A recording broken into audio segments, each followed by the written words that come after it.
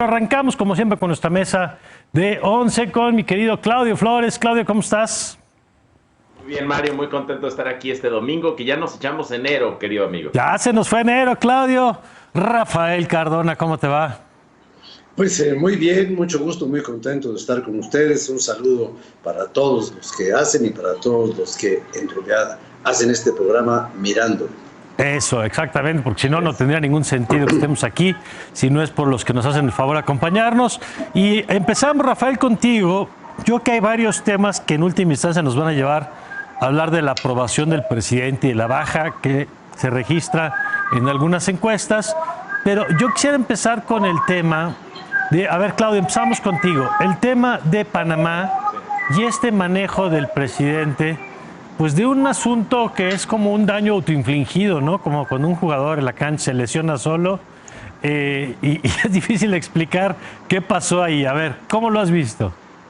Pues mira, yo creo que son las narrativas y relatos de las relaciones exteriores mexicanas, Mario, Rafael, que además no solamente es Panamá. Panamá reacciona, digamos, a la propuesta mexicana de enviar a Pedro Salmerón, acusado de acoso contra estudiantes, y recibe respuestas de la canciller, de un expresidente panameño y del propio presidente apenas ayer, tuiteando otro tema interesante. Esto se escenifica ya en Twitter, ya no son cartas institucionales, pero ojo, también pasó con Estados Unidos recientemente, que se festeja un tuit del embajador Ken Salazar donde parece, o una declaración donde parece estar apoyando la reforma eléctrica, pero después viene la corrección del propio embajador que dice sí, pero aguas con el piso parejo para empresas inversionistas norteamericanas en este proceso. Y además se suma, si nos vamos un poquito más para atrás, Mario, el tema de España, donde también el nombramiento o la propuesta de Quirino Ordaz pues atravesó de repente por ciertos problemas, por el resentimiento, diría yo, de la corona española ante los tratos del gobierno mexicano. Entonces, tres temas, Mario querido, lo bueno, lo malo y lo feo de lo que estamos viendo en relaciones exteriores. Lo bueno, el que sabe, Marcelo Ebrard demostró con el tema de Quirino Ordaz y otros cómo puede hacer su trabajo como canciller. Lástima que esté supeditado a las ocurrencias del presidente y sus allegados que le tumban lo construido. Lo malo, el presidente que parece no comprender ni valorar las relaciones exteriores mexicanas. Esta idea del presidente que la mejor política exterior es la interior, ha resultado tan efectiva para las relaciones exteriores mexicanas, Mario, Rafael, como su idea de abrazos no balazos para lidiar, por ejemplo, con la delincuencia organizada. Y finalmente, lo feo, la deriva negativa, de la imagen del país y su gobierno en el concierto internacional. En un mundo, Mario, cada vez más conectado, cada vez más global, la visión, diría yo, pequeña, vernácula del presidente sobre las oportunidades para México en el mundo nos cierra las puertas y nos hace perder grandes oportunidades desde aquí para el mundo y para México. Y yo creo, Rafael, que en este caso, pues lo que hizo el presidente afuera es lo que hace siempre hacia adentro, que es esta práctica un poco de bullying, de ponerle adjetivos a los periodistas o a los activistas y decir, pues es que tienen prejuicios y no toman decisiones, sino que defienden intereses. Y entonces descalifica a Panamá, descalifica a la canciller panameña, diciendo que era la Santa Inquisición. Expresa algo que a mí me pareció terriblemente machista, que es, a lo mejor el presidente panameño ni enterado está, como si fuera un tema de la canciller y no un tema del gobierno panameño. Y la diferencia de otras reacciones es que aquí sí le contestaron y le dijeron, presidente, nos tiene que tratar con respeto y nosotros les mandamos un buen embajador, pues esperamos lo mismo.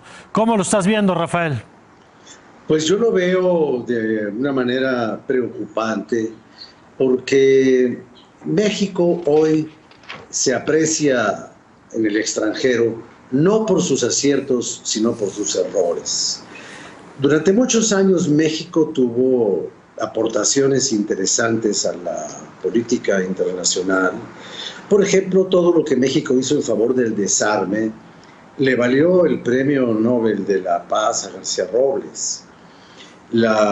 Incluso la aprobación aquella de la Carta de Derechos y Deberes Económicos de los Estados de Echeverría fue aprobada por la gran mayoría de los Estados miembros de las Naciones Unidas.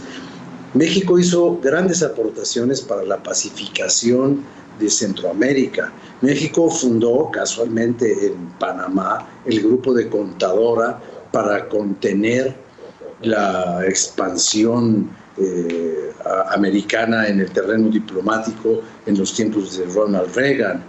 Y México ha tenido muchos momentos estelares en la política internacional. Y hoy solamente somos el hazmerreír de todos. Yo nunca había visto, bueno, no existía esta forma de comunicación, pero estos memes que vienen de España burlándose del presidente y esta respuesta airada y justa desde mi parte del gobierno de Panamá y de los panameños en general, diciéndonos que ya le pares, ¿no? ¿Qué te pasa? Posiblemente el presidente ignoraba la conducta de Salmerón y no estaba al tanto de quién es Salmerón. Pero no nos puede decir que no está al tanto de quién es Jesús Rodríguez. Y perdón, pero esta señora está muy bien para el teatro, el hábito, pero no para representar a México en ninguna parte. No me importa si ella es exclusivamente una defensora del consumo de la marihuana y cree que todo Panamá es Panamá Brown. No, eso no es lo de menos. Lo más importante es que la señora es una inepta. Eso es todo. Inepta para desarrollar la representación nacional a nivel de embajada, como hay otras mujeres y hombres ineptos para representar a México en consulados y en otros encargos diplomáticos que el presidente ha sacado del costal de los caprichos.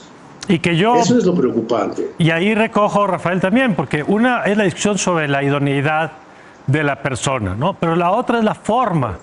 Y la forma del nombramiento. O sea, esto de anunciarlo primero en medios antes que conseguir el visto bueno del gobierno, que es un descuido, un desaseo de las formas diplomáticas, pues ha generado la bronca que ha generado. Y eso me lleva, Claudio, a otro de los temas que toca también la parte diplomática, que es la presencia o el discurso y la presencia pública del embajador de Estados Unidos en nuestro país, quien hace una salida, me parece que ahí sí muy diplomática, diciendo, a ver, México tiene todo el derecho a hacer las reformas legales, incluso son pertinentes a adecuar su marco legal energético, con lo cual pues una parte simpatizante del gobierno aplaudió, diciendo, ya ven, hasta Estados Unidos está de acuerdo, y luego sale el embajador también a decir, claro, siempre y cuando se respeten los intereses firmados por México en el TEMEC, para que no haya ninguna duda de que su postura pues, es la de la defensa de los intereses de Estados Unidos. Yo creo que lo que fue un guiño, como para evitar una confrontación que fuera frontal y le cerrara las puertas, pues lo hace amablemente. Pero bueno, ¿tú cómo has leído este capítulo, Claudio?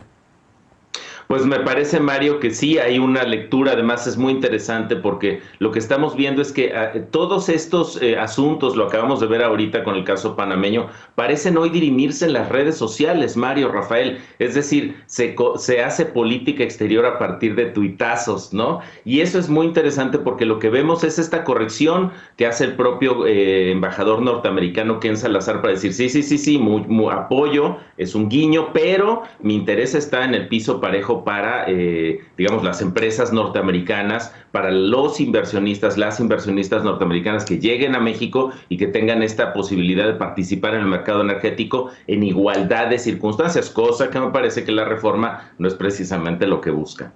De acuerdo, Rafael. Mira, yo creo que aquí en el asunto del embajador Salazar hubo una imprudencia de Salazar, porque Salazar cometió un error. Salazar no tiene por qué estar señalando los derechos y las prerrogativas que tiene el gobierno de México para revisar o no revisar las leyes. Todos sabemos que las leyes se revisan y para eso hay un poder legislativo en todos los países donde hay este sistema. Bueno, entonces el embajador lo único que estaba haciendo era dándole una oportunidad al presidente para que el presidente saliera a presumir las declaraciones del señor embajador de Estados Unidos como la aprobación de una reforma y no como el recordatorio de un derecho nacional de legislar. Es exactamente como si yo defiendo el derecho de cualquier persona de conducir un automóvil, pero eso no me está diciendo a mí que voy a aplaudirle si atropella con ese automóvil a otra persona.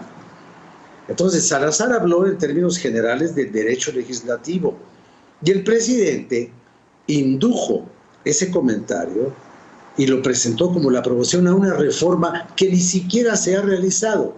¿Cómo puede el señor embajador de Estados Unidos aprobar una reforma que no existe todavía? Y después de que hemos firmado el compromiso con el gobierno de Estados Unidos de revisar la aplicación de las posibles consecuencias de esa reforma empresa por empresa americana, claro, y caso por caso, como se hizo con la señora ministra de Energía de los Estados Unidos en su visita al Palacio Nacional, que también se quiso presentar como una luna de miel o como un dichoso matrimonio que vive en Houston, en Washington. Perdón, se confunde uno de ciudades. La casa del bienestar, mi querido Rafael. La casa del bienestar. A ver, déjame justo cerrar con eso, Claudio. Uno de tus campos en los que eres experto es el de la opinión pública.